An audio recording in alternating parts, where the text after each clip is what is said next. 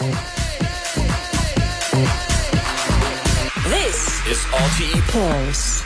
Alright folks, so now it's time for this week's interview, and tonight we're chatting to a band that some would say are the early architects of rave music, who managed to keep their feet in the underground while also providing some of the earliest chart crossovers which to this day still evoke rapturous response. Back again on Shadow Child's Food Music imprint for the release of their finest work on the latest Hidden Gems Volume 2 EP. It's great to welcome Mark Franklin and Nigel Champion, aka N-Joi. Welcome to the show. How are you both? Very well, thank you. Very well, thank you very much. Thanks for having us here. Delighted to be here. Thank you. Not at all. It's my absolute pleasure, and one of the main reasons for that is because we were taking a trip down memory lane just before we came on air, and it was to discuss the fact that it's probably, I think it's give or take maybe about 2 or 3 weeks, but it's like, well, I'm afraid to say 30 years since I know I've seen you in the Point Depot with, I think it was Prodigy, K-Class. There was a whole host of DJs and bands that were playing that was actually definitely left an imprint on the city because it was such a big event. I don't know if either of you remembers it. Yeah, it was really huge, and Mark and I were recently talking about, you know, just how extraordinary that event was, and with the setup of the gig, being a circular stage, and just the amount of people that were there, and it was a little bit unnerving for us because it was one of those gigs where people could look at our behinds. So we were kind of like looking over our shoulders a little bit, feeling a little bit more nervous than normal. And but I think it went all right. You know it did. Well, I know from where I was standing on the dance floor, it definitely was. And I do know there's lots of people who refer to it as a big moment in Irish and Dublin dance floor scene that would have been very much taken from clubs, the normal clubs, we'll say, and then, you know, this massive event. I think it kick-started a lot of change, we'll say, in the city as well afterwards, so it's great to see it. The reason why we're speaking to you now is to do with the fact that you have released the EPs through Simon's Shadow Child's Food Music imprint, and I was just wondering if I could take us back to the start where you met first, if that's okay, before we get into discussing that a little bit further. How long is it that you two have been working together, and at what point did it feel like actually we've gone from maybe a bedroom scenario, I assume, or a smaller setup, to actually now we're actually touring and we're doing things? When did it feel like it had changed over? Like, how far back are we going? Well, Nigel and I both met at school, so we met when we were about 6 years old, and really?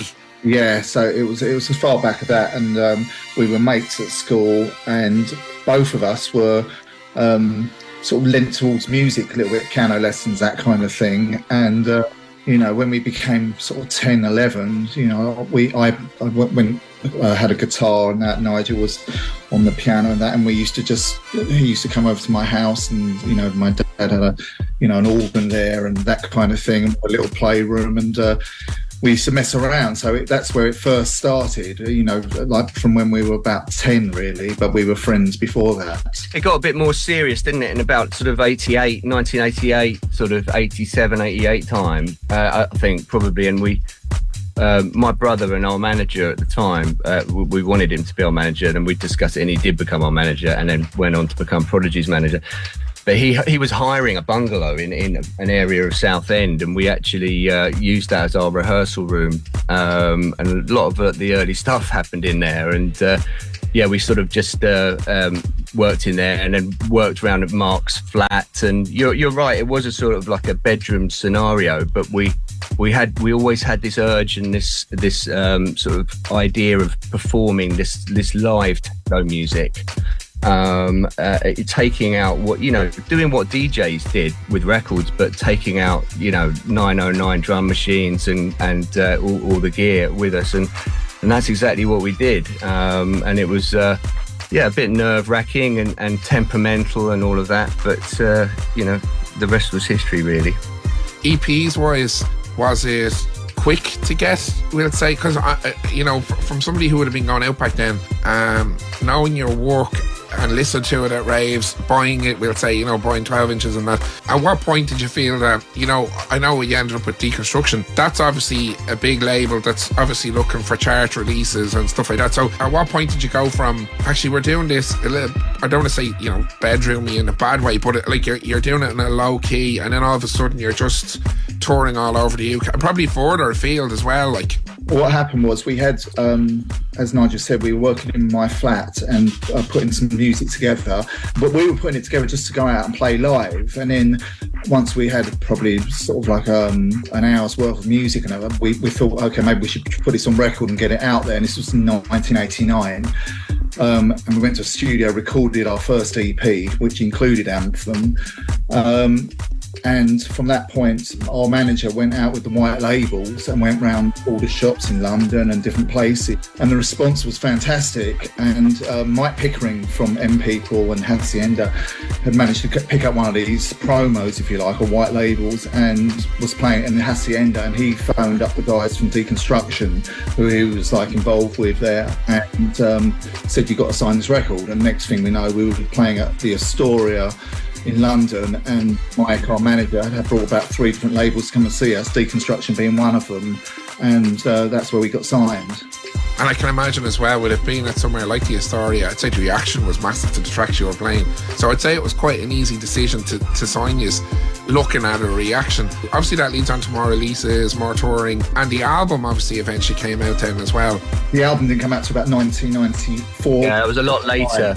Because the thing is, we were sort of, we felt pressured to come up with something all the time, and therefore EPs were going out and being released, because we'd come up with 3 or 4 records, and then that would be turned into an EP, and some of our album was kind of stolen from us, whether it was intentional or whatever, or keeping up with record label schedules and all that kind of stuff.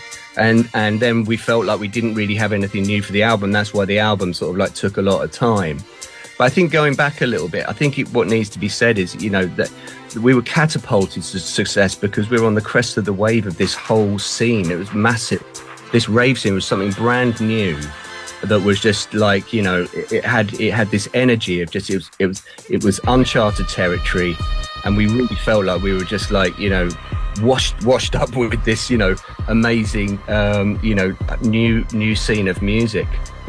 And that brought us a lot of luck, and a lot of, we were grabbed hold of by, Deconstruction, and the next thing we knew, we were on top of the pops, and it was, that was crazy, just like, but that was like sort of dreams coming true, and a couple of 20-year-old boys, really, and we were sort of, it's like in the headlights, and it's a lot to take on, life-changing kind of events happening around you, The EPs that are being released now at the moment over the last 6 months or so through Shadow Child's label, how did that come about? Or was that something that was brought forward, we'll say, because of the pandemic? And I don't mean that in to try and push back on it, but it's like, it seems to be that a lot of people did a lot of reflection through the pandemic, and probably look back on things that maybe they had thought were great at the time, but actually looking at them now, they're like, actually they're better than we actually probably gave them credit in the first place. Well, Simon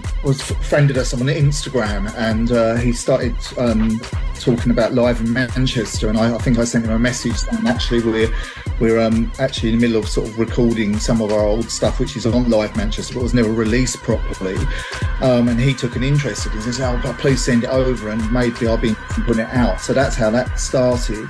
But basically Nigel and I, from our live sets back in the day, and that we had lots of fans asking for certain tracks which we used to play out live but nobody could ever get hold of, and there was a batch of them. It's probably about 10 or 12 of them which appeared on some shows or TV shows or live shows, and there was a demand for them. So before Nigel and I went on to write new music, which we'll get on to, we decided we need to clear up the past really, and sort of make available the tracks that are in demand kind of things. But that's how it kind of started. I don't really think it had anything to do with the pandemic, though. I think it was just sort of, N-Joi's career in the beginning, you've got to remember, 1990s, 95, there was no internet, there was none of that. And in recent years, we've been, these messages start to come in on the social media. There's all these stories of like fans and how they've experienced their lives with our music, and all of it was starting this kind of, this idea of like, well, okay, well, why don't we put all of it back out again? Because we've got all these streaming platforms, and really the most notable thing now is that this music can be streamed to the world, whereas really the audience was quite secular before, so. That's the most magical thing about this, and I, yes, there was a time for reflection, and we were having to do a lot of remote work throughout the pandemic, and it created a different way of working, and it all took a lot longer because we had to actually do everything with like painstakingly close attention to detail. We wanted to create the records like they would have been at the time, so using all the same equipment that we use, programming on the Akai MPCs for certain bits, and getting that vibe from the old machines, which can be very temperamental and servicing and crackling and all that kind of stuff. But they do, once all that sound is combined, it created the sound. And once that was cut to vinyl, then we were nearly there. It's nearly almost sounding as authentic as it did back in the day, but with a slightly modern, production values included. But yeah, that was our inspiration really, just to sort of give something back to our fans and to set the record straight, which is basically a full catalogue online to stream, for the audience. And obviously as well, they've been remastered for now as well, which means that they sound amazing. Yeah, they do, and they do cut across. It's great to hear it. So obviously the EP is out today, which is brilliant. Go and get it. Anyone who wants to get it on vinyl as well, which is great, because there will be people who will want that, never mind the digital side of it, and obviously downloads too. But you were saying you're working on new music as well, Mark. Yes. So for us, all this old stuff, we've through Shadow Child and Food Music, we've had the collected album Hidden Gems 1 and Hidden Gems 2 that draws a veil on all our stuff from the past. So now that's done, me and Nigel can sort of relax a little bit and go, right, that's done, job done, veil over it, and we're now talking, and both in our separate studios, putting ideas together for our new, I think it will be an album rather than EPs. I think we can do an album, which so basically we're at the starting point of that, and so I mean, hopefully it all goes to plan really. Breaking the mold a little bit for us, because we've always done EPs. There was one album, we wish we'd done more albums, but it just didn't happen like that. But now there is sort of mythology to it's a method rather to putting out EPs. It sort of suits this quick market a little bit more, and keeps your profile going. But I think you've got more a chance to express yourself in an album, and to take people on a musical journey, and I think it suits us to really have a go at that now, and to just keep on going really, because we both love music and we both get a lot of response back from our fans out there, and it means something to them, and that's good enough reasons just to keep on going basically. One of the great things as well about seeing the lineup that's been involved with the Hidden Gems Volumes 1 and 2 being out today, is great to see the artists that you're working with. And for me, in one in particular that stands out is obviously working with Saffron. And again, it's brilliant to see it. Or, does that lend itself to new material as well, or is it just for what you're looking back on? Well, Saffron's been a friend of ours from the beginning and featured very heavily on our early live shows. And so on Hidden Gems 2, she features on a track called Feelings Inside, which was very much in demand. So she's featuring on this new EP, Hidden Gems 2, but also she'll probably be featuring on our album on 2 or 3 tracks, hopefully. But also there's other singers we work with. There's Levain, who's going to be featuring on Hidden Gems 2, and Crazy Thoughts, who's our rapper, for a few tracks. He'll be on Hidden Gems 2 as well. It's great to say that 2024, the future for N-Joi is very bright. by the looks and by the sounds. The interest has never waned, I would say. So it's brilliant to hear that you are back, you know, in the studio and looking forward, realistically, and happy in doing so as well. And it's brilliant to hear the previous releases as well. As I said, remastered, revanessed, we'll say, so that they sound as good as they ever could be.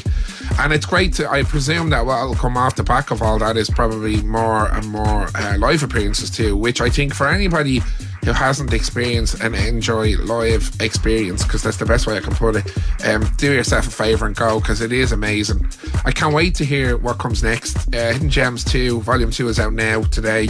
Volume 1, if you can get your hands on it, I think you'll be doing very, very well on vinyl, because it's sold out everywhere, but you never know. Go check Discogs. And if you can get any of the originals, by all means do. Mark and Nigel, you know, it's been brilliant to talk to you. Big fan for the longest time, so it's great to finally meet you.